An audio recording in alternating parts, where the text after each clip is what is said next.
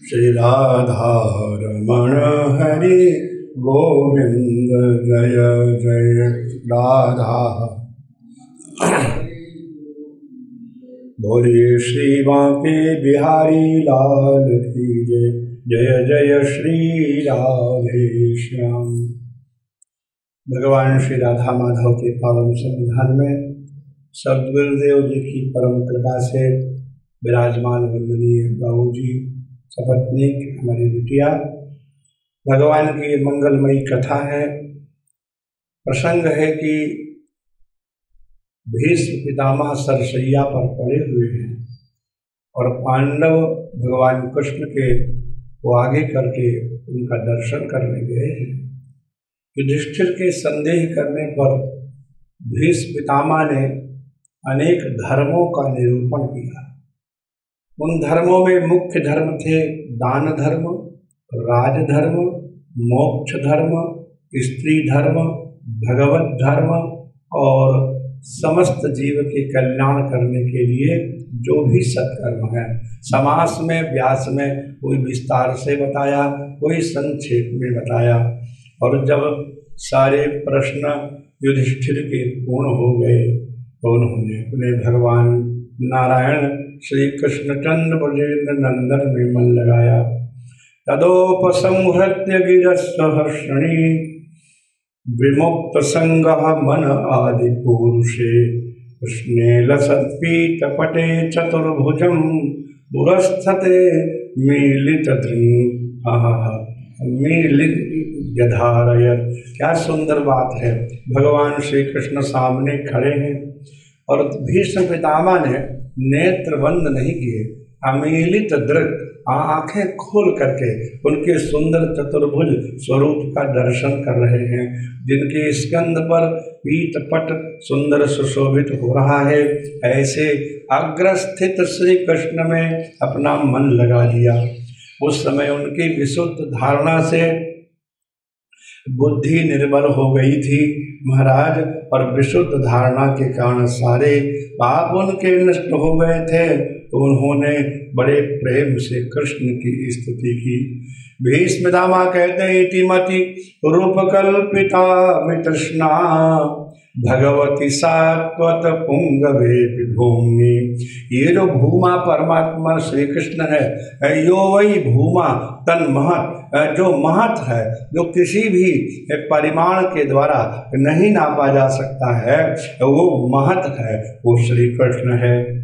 और उस भूमा में हमारी यह बुद्धि लग गई है, संसार पूरा हमने देख लिया है।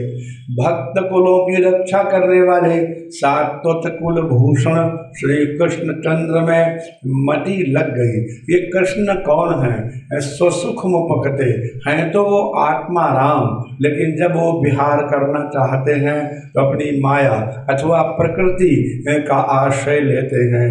ये संसार महाराज इस रूप में प्रकट हो जाता है। आदि सृष्टि जेहि जग उपजाया सो अवतरी मोरी यह माया। भगवान कहते हैं बिना माया के हमारा काम नहीं चलता। मैं तो निष्क्रिय हूँ, निरीह हूँ, निरंजन हूँ, शुद्ध बुद्ध हूँ, मैं तो कुछ करता ही नहीं हूँ। जो काम करती है वो हमारी माया करती है, इसके बिना हमारा काम नहीं चलता।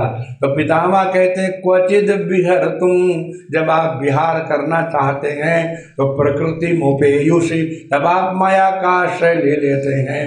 वो यद भव प्रवाह, उसी से इस संसार का प्रवाह चल पड़ता है, नहीं तो संसार है ही कहाँ। जब आपकी खेलने की इच्छा होती है तब आप माया की ओर देखते हैं।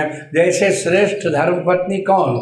जिसकी ओर केवल पति देख ले और उसी से वो जान जाए कि ये पानी चाहते हैं कि चाय चाहते हैं।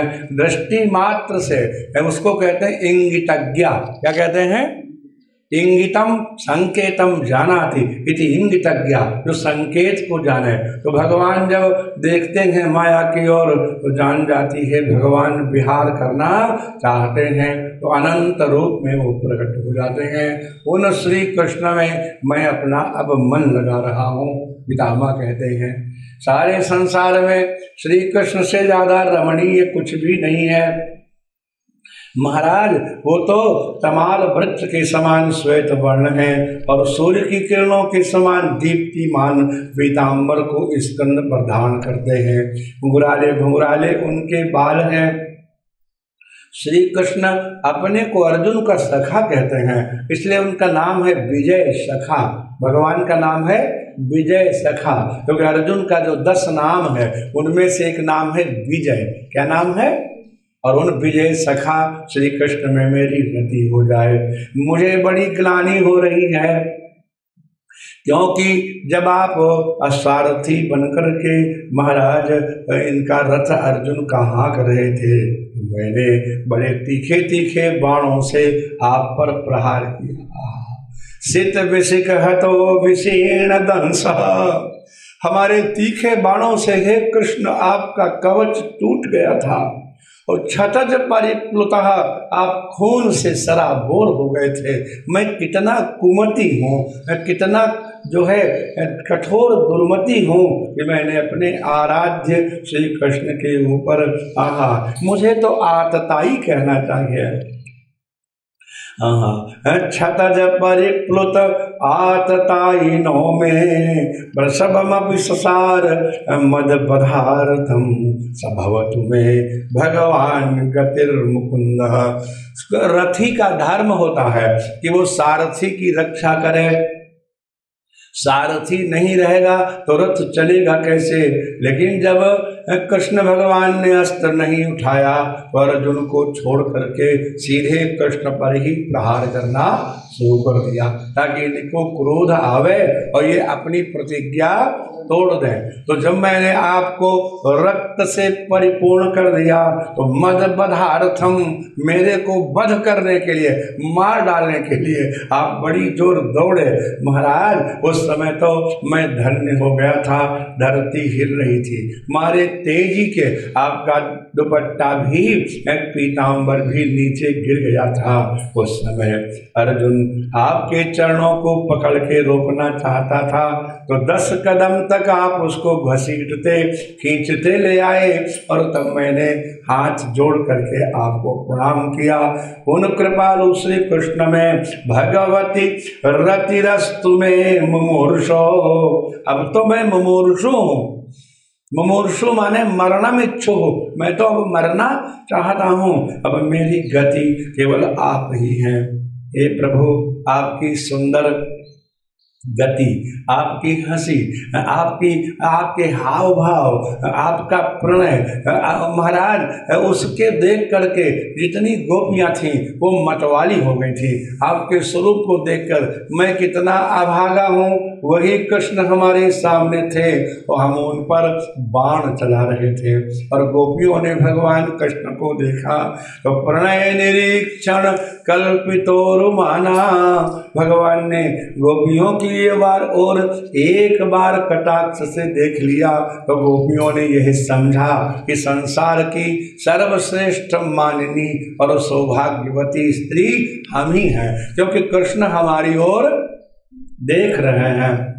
महाराज ऐसे भगवान कृष्ण हैं जिन्होंने राजसूय यज्ञ में युधिष्ठिर की सबसे पहले अर्हण पूजन प्राप्त किया और उसमें विघ्न डालने वाले उस राक्षस को भगवान ने देखते देखते ही मार डाला। महाराज चक्र सुदर्शन थे। प्रभु आप तो सारे संसार को समेट सकते थे, लेकिन आपने लीला करने के लिए ही ये युद्ध किया था। युद्ध वस्तुतः आपका कोई पुरुषार्थ थोड़ा था, वो तो लीला थी। आप तो संकल्प करते, उसी में त्रिलोकी का नाश हो जाता। फिर ये दुर्योधन, भीष्म और द्रोण कहाँ की बात थे। प्रभु अब हमें आशीर्वाद दो। आंख बंद कर ली। जिस तरह से सूर्यास्त होने पर सब पक्षी मौन हो जाते हैं, ऐसे सभी लोग जो वहाँ ऋषि मुनि थे वो सब मौन हो गए। कृष्ण एवं भगवती, भगवान कृष्ण में मनोज्ञा दृष्टिवृत्ति भी, अपनी दृष्टिवृत्तियों के द्वारा महाराज अपने को सर्वस्व रूप में पितामह भीष्म ने श्री कृष्ण में लगा दिया। समस्त मुनियों ने पुष्प चढ़ाए, देवताओं ने पुष्प वर्षा की, आकाश में दुंदुभियां बजने लगी, क्योंकि पितामह भीष्म महापुरुष हैं। उनके प्रयाण के समय सारे लोगों ने मंगल गान किया। इस तरह से भीष्म पितामह ने जब शरीर का त्याग करने का निश्चय किया तो महाभारत कहता है कि अपने तलवे से उन्होंने प्राण को खींचना प्रारंभ किया। योगी थे, जिस जिस अंग से प्राण निकलता जाता था उसी अंग का बाण अपने आप निकल जाता था और वो घाव बिल्कुल ठीक हो जाता था। ये लगता ही नहीं था कि यहाँ कभी बाण लगा होगा। और इस तरह से ऊपर प्राणों को खींचते चले आए, सट सट सट सारे बाण उनके शरीर से निकल गए। अंत में जब ब्रह्मांड में प्राण आए सहस्रार चक्र में, योग की चर्चा करते समय शायद कभी आपने भी सुना होगा कि जो योगी लोग होते हैं वो पद्मासन लगा करके अपने प्राणवायु को खींचते हैं। तो 6 चक्र हैं। कितने? तो पहले चक्र का नाम है मूलाधार चक्र, माने आसन लगा लिया और मल द्वार से कस के खींच करके वायु को ऊपर उठाया और मूलाधार चक्र से स्वाधिष्ठान चक्र में आया। दूसरे चक्र का नाम है स्वाधिष्ठान चक्र और स्वाधिष्ठान चक्र से जब वायु उठी तो मणिपुर चक्र में आया। स्वाधिष्ठान चक्र जो है वो नाभि और कमर के बीच में है और मणिपुर चक्र जो है वो नाभि में है। और उसके बाद अनाहत चक्र में आया, वो यर है जहाँ से उदर प्रारंभ होता है। और अनाहत, ये 4 चक्र अनाहत से आए तो इसका नाम है विशुद्ध चक्र। क्या नाम है? और विशुद्ध चक्र से प्राणवायु उठाई, ये आज्ञा चक्र है। ये 6 चक्र हैं। और इसके बाद योगी जब प्राण त्यागता है तो सहस्रार कमल जल है, उसको आपने देखा होगा बाबूजी कि जब बालक पैदा होता है तो उसकी खोपड़ी में एक छिद्र होता है, खाल तो होती है लेकिन पिल होता है। हाँ, वहाँ पर हड्डी नहीं होती है, बाद में जुड़कर के हड्डी वो बढ़ करके जुड़ जाती है। उसी स्थान को जो जोड़ है टक्कर मारता है प्राणवायु और उसको खोल करके वो ब्रह्मांड को पार करके सूर्य मंडल को चला जाता है। और इसीलिए परंपरा बनाई गई है कि जब दाह संस्कार हो तो जो योग से अपने इस सहस्रार दल को नहीं फोड़ सका तो उसको लकड़ी से फोड़ दिया जाता है ताकि इसका जो है धनंजय वायु निकल जाए। देखो, शरीर में 5 वायु तो रहती ही हैं, प्राण वायु, अपान वायु, समान वायु, व्यान वायु और उदान वायु। इसके अलावा नाग, कूर्म, कृकल, देवदत्त और धनंजय, ये 5 वायु और होती है। जब ये शरीर प्राण त्याग देता है तो 9 वायु तो निकल जाती हैं, लेकिन धनंजय नाम का वायु वो अंदर ही रह जाता है। यदि कपाल क्रिया न की जाए, यदि वो ब्रह्मांड न भेदन किया जाए तो उस जीव की मुक्ति बड़ी कठिन हो जाती है, क्योंकि वो वायु उसको खींचे रहती है और उसकी सदगति होने देती नहीं है। इसलिए हमारे ऋषियों ने कहा कि योग के द्वारा अगर कपाल क्रिया न हो सके, ब्रह्मरंध्र न फोड़ा जा सके, तो कम से कम पुत्र का धर्म है वो अपने पिता की कपाल क्रिया करके उसके ब्रह्मरंध्र को विदीर्ण करे ताकि वह मुक्त हो जाए। यह बहुत शास्त्रीय और वैज्ञानिक प्रक्रिया है। भीष्म पितामह तो योगियों के योगी हैं, उन्होंने तो आसन भी नहीं लगाया बाबूजी, वो तो लेटे हुए थे और ऐसे ही उन्होंने प्राणवायु को महाराज आहरण कर लिया और जहाँ जहाँ से प्राण निकलता जाता है बाण निकलते जाते हैं, अंत में श्री कृष्ण में लीन हो गए। और उसके बाद उनका उत्तर कृत्य, सांप्रदायिक कृत्य जो है वो युधिष्ठिर ने बड़ी अच्छी तरह से संपन्न किया। आज भी जब आप श्राद्ध करते हैं, तर्पण करते हैं, तो भीष्म पितामह का अलग से तर्पण करते हैं। ऐसा महापुरुष कौन है कि हमारा तर्पण पूर्ण ही नहीं होता जब तक पितामह भीष्म को अंजलि न दे दी जाए, क्योंकि उन्होंने विवाह नहीं किया, आजन्म ब्रह्मचारी रहे, उनके कोई संतान नहीं थी। इसलिए द्विजातियों में, ब्राह्मण, क्षत्रिय, वैश्यों में जो भी तर्पण करेगा वो भीष्म पितामह को अंजलि देगा। ऐसा भाग्यशाली कौन होगा? जरा विचार कीजिए कि सारा विश्व जिसको अंजलि देता है। पिता को तो पुत्र ही देता है, लेकिन पितामह भीष्म को तो सभी अंजलि दान करते हैं। तो उनका उत्तर कृत्य किया और उसके बाद धृतराष्ट्र की आज्ञा से, वासुदेव की प्रेरणा से उन्होंने, युधिष्ठिर ने राज्य सिंहासन को स्वीकार किया। यह महाभारत की कथा जो है भागवत के प्रथम स्कंद में सुनाई गई। इसके बाद श्री कृष्ण ने सबको प्रणाम किया, सबसे अनुमति ली और कहा अब हमें आज्ञा दीजिए। ये राज सिंहासन पर बैठ गए हैं, पितामह भीष्म की भी सद्गति हो गई है और ये जो है हमको अब जाने का आदेश होना चाहिए। सो भगवान कृष्ण तैयार हुए। आहा, क्या शोभा थी उस समय। महाराज स्वयं सहदेव और नकुल भगवान के ऊपर चवर जो है डुला रहे थे।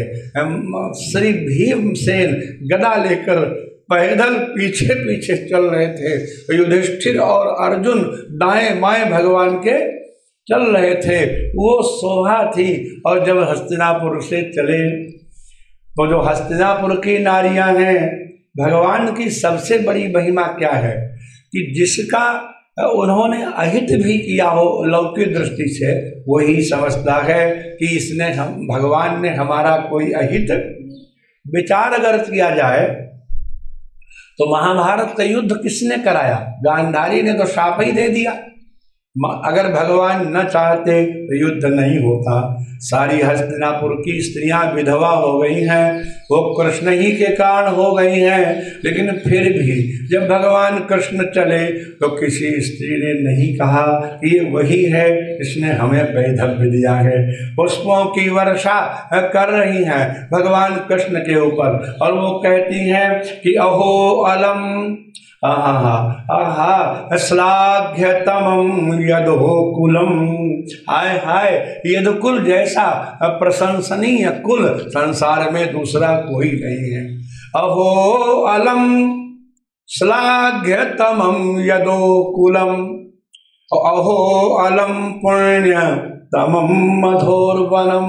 मधुरवनम, मधुवन, मधुवन जैसा कोई पवित्र नहीं है और यदुकुल जैसा कोई प्रशंसनीय नहीं है।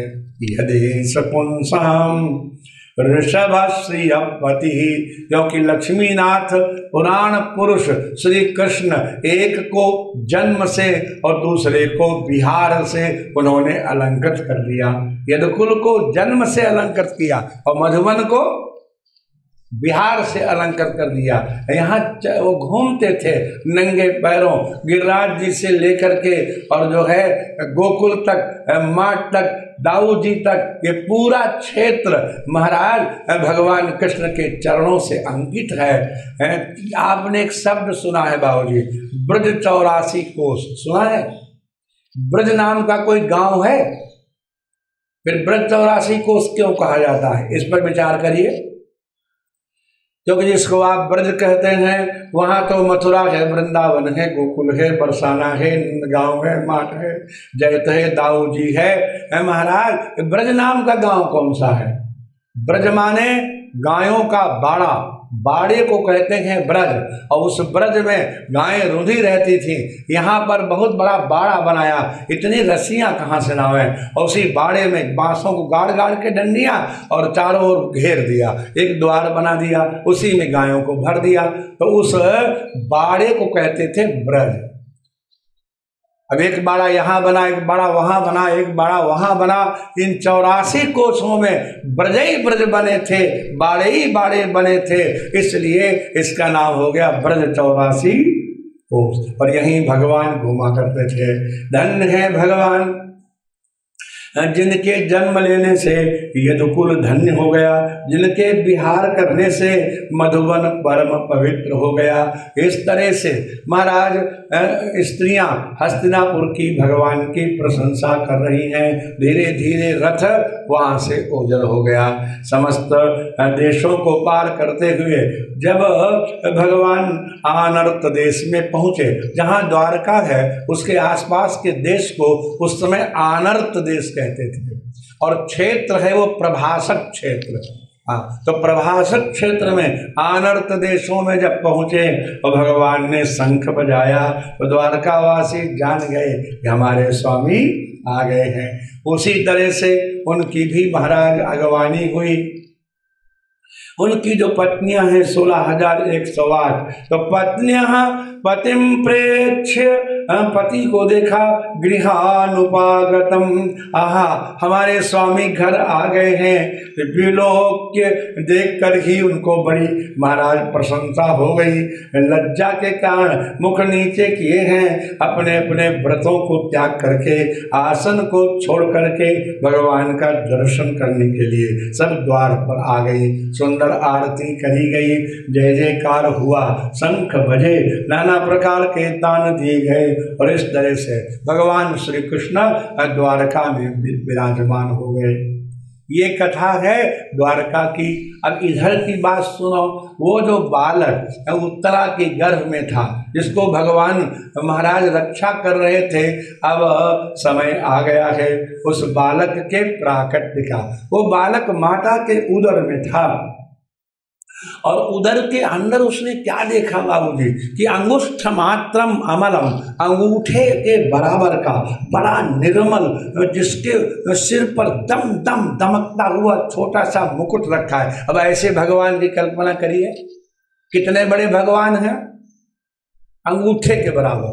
और अंगूठे के बराबर के भगवान का सिर कितना बड़ा, और नन्हा सा उस पर जो है पीताम्बर ओढ़े हैं। और सुनो, इतना ही नहीं है, स्फुरत दीर्घ चतुर्बाहुम, उस अंगूठे भर के परमात्मा में चारों भुजाएं हैं, लाल लाल आंखें हैं, एक हाथ में गदा लिए हैं और चारों ओर यूं परिभ्रमंतक मुल्का भाम, महाराज भ्रामयंतम गदा मुह, यो गदा घुमा रहे हैं। हमारे चारों ओर गर्भ देख रहा है कि अश्वत्थामा का जो अस्त्र है वो स्पर्श ही नहीं कर पा रहा है, मौका ही नहीं देते।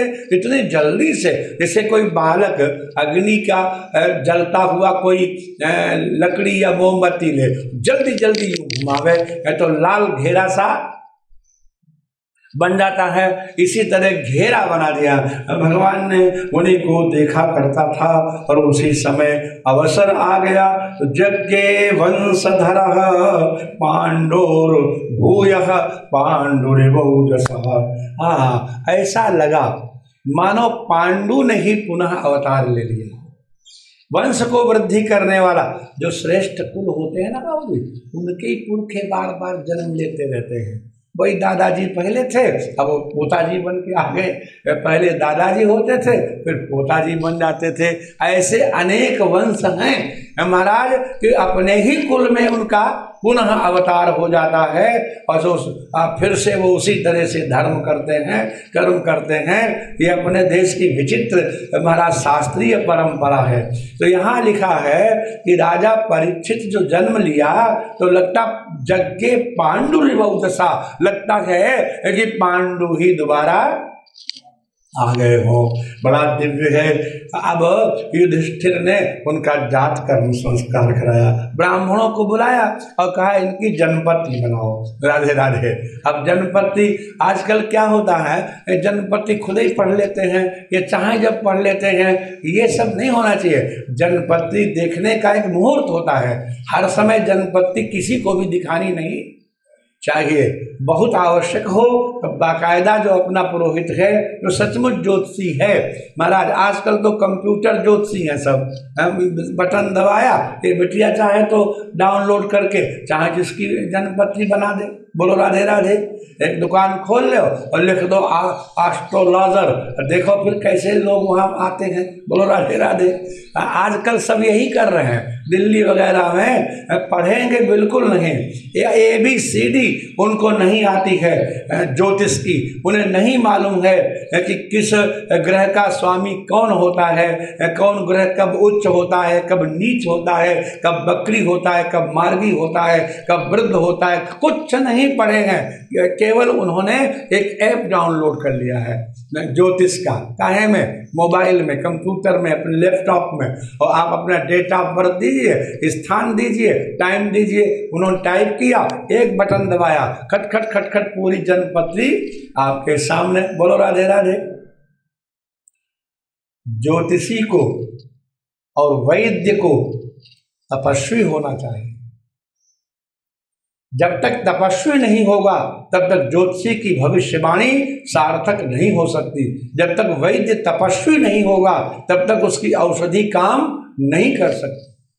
इसलिए सुषेण वैद्य जो हैं वो तपस्वी थे, उन्होंने उखाड़ नहीं ली औषधि, उन्होंने मांगा कि एक बहुत ही श्रेष्ठ पुरुष जो है आपके औषधि की कामना करता है, आप कृपा करके मुझे दीजिए। तो औषधि ने स्वयं प्रदान किया। औषधियाँ दर्शन देना बंद कर देती हैं, जो तपस्या नहीं करता उस वैद्य को औषधि मिलती ही नहीं है। हमारी एक बड़ी माता जी हैं, बोहर में रहती हैं, वो साडा परिवार की हैं, माहेश्वरी। तो उनके बिल्व के छोटे छोटे वृक्ष हैं। तो जब आती थी तो कहती, देखो शास्त्री जी, मैं हाथ डालूंगी इस बिल्व वृक्ष में, छोटे छोटे वृक्ष हैं, और देखो 5 पत्ती वाला निकलेगा। देखिए बिल्कुल सत्य आपसे कह रहा हूँ। और यूं हाथ डालती थी, एक पत्ती तोड़ती थी, उसमें 5 पत्ती निकलती थी। अच्छा देखो, अब हम तुमको 4 पत्ती वाला निकालेंगे। ये कथा नहीं मैं सुना रहा हूं, आंखों देखी। महाराज, जब तपस्या होती है, जब प्रेम होता है, तो औषधियां खुद प्रकट हो जाती है, स्वयं दर्शन देती है। हम लोग वहाँ रहते थे प्राय, तो हमारी बुद्धि उस तरह की नहीं थी, मैंने हम तो जल दे दिया, उनको सब कर दिया, तो ये देखते ही नहीं थे 5 पत्ती वाला कौन हो, 3 पत्ती वाला कौन है, वो दृष्टि नहीं थी। लेकिन जब वो आती थी तो ये दृष्टि देती थी कि देखो बिल्व पत्र 3 पत्ती के तो होते ही हैं, लेकिन 5 पत्ती के भी होते हैं, 4 पत्ती के भी होते हैं। जब मैं बाबूजी बैद्यनाथ गया, वहाँ कथा हमारी हुई, तो वहाँ पर हमारे जो पंडा जी थे, बड़े ही मतलब संतोषी ब्राह्मण को संतोषी होना चाहिए। तो वो बोले, गुरुजी मैं आपको 11 पत्ती वाला बिल्व पत्र दूंगा। और जने कहाँ से लाए, मेरे तो रोंगटे खड़े हो गए। बहुत दिन तक तो मैं उसको रखे रहा, मैं सोचा कि मैं मढ़ाऊंगा, लेकिन क्या करे, वो हरिद्वार से आने जाने में वो सब टूट गए पत्ते, मढ़ा नहीं पाया। 11 पत्ती का बिल्व पत्र, सोचिए, 7 पत्ती का बिल्व पत्र। जैसे रुद्राक्ष एक मुखी से लेकर के 11 मुखी तक, कुछ तो 13 तक कहते हैं, लेकिन 11 तक तो होता ही है। ऐसे बिल्व पत्र भी महाराज 1 पत्ती का भी होता है, 2 पत्ती का भी होता है। 2 पत्ती का तो आपको यूं ही मिल जाएगा, और 3 पत्ती का भी होता है, 4 पत्ती का भी होता है, 11 पत्र तक का होता है। मिलता किसको है? जिस पर भगवत कृपा हो। बोलो राधे राधे। तो औषधियां उसी को दर्शन देती हैं महाराज। इसलिए पंडितों ने कहा कि हाँ, हमने जन्म पत्री बनाई, बताओ हमारे पुत्र कैसे होगा। ये बड़ी ध्यान देने योग्य बात है। तो आचार्य कहते हैं, यशो विदनिता, यश को फैलाने वाला होगा तुम्हारा जो पोता प्रकट हुआ है। बोले कितना यश फैलाएगा? बोले दौष्यंतिरिव, जैसे दुष्यंत नंदन भरत जी ने अपना यश फैलाया है, उसी तरह से तुम्हारे इस पौत्र का यश संसार में फैल जाएगा। ये है धनुर्धारियों में धन्विनाम अग्रणीरेश तुल्यश्चार्जुनयोर्द्वयो। इतने धनुर्धर अभी तक नामी हुए हैं, उनमें 2 धनुर्धर सबसे नामी हैं। एक सहस बाहु जो 500 धनुष एक साथ चलाता था, और एक कुंती नंदन अर्जुन। तो ये दोनों अर्जुन जैसे धनुर्धर थे, वैसे ही तुम्हारा पोता यह धनुर्धर होगा। अब राजा युधिष्ठिर के मन में आया कि जब अर्जुन जैसा धनुर्धर होगा तो मैं धर्मराज हूं, तो धर्मात्मा कैसा होगा। देखिए ये मनुष्य की कमजोरी। उन्होंने प्रश्न किया, आप बताओ हमारा पोता धर्मात्मा कैसे होगा। तो उनके मन में था कि भी आचार्य जी कहेंगे कि आप जैसा होगा लेकिन आचार्य ने ये नहीं कहा कि धर्मात्मा युधिष्ठिर जैसा होगा। उन्होंने कहा ययातिरिव धारिणी, कहा ये तुम्हारा पौत्र राजा ययाति जैसा धर्मात्मा होगा। बताइए आप, कहा और कोई युग होता तो क्या कहता ब्राह्मण? यही कहता। यही शास्त्र का, यही बातें इन शास्त्रों में ध्यान रखनी चाहिए। उन्होंने कहा ययाति जैसा धर्मात्मा होगा और पितामह के समान ये समता देने वाला होगा। जब ये कृपा करेगा तो भगवान शिव जैसा ये हो जाएगा, और जब ये किसी को शरण देगा तो रंतिदेव और शिवी राजा की तरह हो जाएगा, और ये 3 अश्वमेध यज्ञ करेगा। और उसके बाद गंगा के किनारे अपने कलेवर का त्याग करेगा। इसका नाम क्या है महाराज? नाम तो रखो। तो नाम तो ये है, किसने गर्भे दृष्टम अनुध्यायन परिच्छेद नरेश्विह। इसने एक परमात्मा का दर्शन माता के गर्भ में किया था, तो इसको लगता है कि जैसे मेरी माता के अंतःकरण में, उदर में वो परमात्मा था, वैसे ही सबके ही उदर में होगा। तो सब में, सब प्राणियों में वो कृष्ण को ही देखता रहेगा। परीक्षा शब्द का अर्थ क्या है? परीक्षा का अर्थ होता है परिता ईक्षणम, अच्छी तरह देखना। और इसीलिए जब कॉपी लिख करके देख ली जाती है, टेस्ट हो जाता है लिखित, तो एक शब्द है अंग्रेजी में इंटरव्यू। क्या नाम है इसका? शुद्ध अनुवाद क्या होगा बेटिया? इंटरव्यू को हिंदी में क्या कहेंगे? इंटर माने अंदर और व्यू माने देखना, दृश्य, विजन, अंतर्वीक्षण माने बाहर तो तुमने जो लिखी कॉपी वो तो हमने देख ली, अब तुम्हारे अंदर क्या है वो दिखाओ। इंटरव्यू का शुद्ध अर्थ है अंतर्वीक्षण, अंदर देखना। क्या? हाँ, तो परीक्षा शब्द का अर्थ होता है अच्छी तरह देखना। एग्जामिनर क्या करता है? कॉपी को अच्छी तरह देखता है तब अंक देता है। इसका नाम परीक्षित इसलिए है कि समस्त प्राणियों में वो भगवान को अच्छी तरह देखा करेगा, ढूंढा करेगा कि इसमें है कि नहीं, इसमें है कि नहीं। गर्भे दृष्टम अनुध्यायन परीक्षेत नरेश्विह स एष लोके विख्यातः परीक्षित प्रभु। ये नाम कर्ण का अर्थ है, नाम सार्थक होना चाहिए। तो स एष लोके विख्याता परीक्षित, ये लोक में परीक्षित नाम से विख्यात होगा, क्योंकि गर्भ में देखे हुए परमात्मा का समस्त प्राणियों में ये परीक्षण किया करेगा, दर्शन किया करेगा। अब बताइए परीक्षित से ज्यादा भक्त कौन हो सकता है? तो समस्त प्राणियों में श्री कृष्ण को देखा करता है, उससे ज्यादा और श्रेष्ठ भक्ति का क्या लक्षण हो सकता है? महाराज राजा परीक्षित प्रकट हो गए। आपने सुना होगा कि महाभारत के युद्ध में विदुर जी ने हिस्सा नहीं लिया, वो तीर्थ यात्रा पर चले गए थे। लेकिन जब उनको पता लगा युद्ध हो चुका है, सर्वनाश हो गया है, तो जीवन भर जिन धृतराष्ट्र की उन्होंने सेवा की थी, तो भ्रातृ प्रेम और स्वामी भक्ति दोनों उमड़ आए। आप लोगों को अच्छा अनुभव होगा बाबूजी, आपके यहाँ जो पुराने नौकर हैं, जो परिवार जैसे हो गए हैं, एक रिश्तेदार और संबंधी चाहे उतना ध्यान न रखे जितना वो पुराना नौकर ध्यान रखता है। तो विदुर जी को बहुत प्रेम है, किससे? धृतराष्ट्र से। इसलिए चलो देखें कि हमारे भैया धृतराष्ट्र और गांधारी कैसे रह रहे हैं। सो महाराज विदुर जी तीर्थ यात्रा बीच में ही छोड़ करके और हस्तिनापुर आए। उन्होंने उस समय देखा कि धृतराष्ट्र तो युधिष्ठिर के यहाँ बड़े सुख से रह रहे हैं, युधिष्ठिर बहुत ज्यादा उनका सम्मान करते हैं, पिता ही मानते हैं। लेकिन भीमसेन जब निकलते हैं उधर से तो 2 बातें सुना देते हैं कि देखो ये बूढ़ा, इसको जरा भी लज्जा नहीं आती, इसी के सम्मति से इसके पुत्रों ने हमें लाक्षा घर में जला दिया था, इसने हमें 5 गांव भी नहीं दिए थे, इसने हमारे सारे संतानों को मरवाए डाला। भीम के महाराज इन अपशब्दों को जब विदुर जी ने सुना तो उन्हें अंदर से बड़ी पीड़ा हुई, और उन्होंने धृतराष्ट्र से कहा कि अहो आहा, हाय हाय, बड़ा खेद का विषय है। अहो महीयसी जंतो हो जीवितासायया भवान। आपको देखकर अब मुझे विश्वास हो गया कि ये जीव कभी प्राण त्यागना ही नहीं चाहता है, क्योंकि भीमा पवर्जितम पिंडम, भीम के द्वारा अपवर्जितम पिंडम, भीम के द्वारा अत्यंत अपमानित पिंड, पिंड माने टुकड़ा, ग्रास, और तुम यो खाते हो कैसे? बोले गृहपालवत। संस्कृत में गृहपाल किसे कहते हैं? गृहपाल सुने होंगे।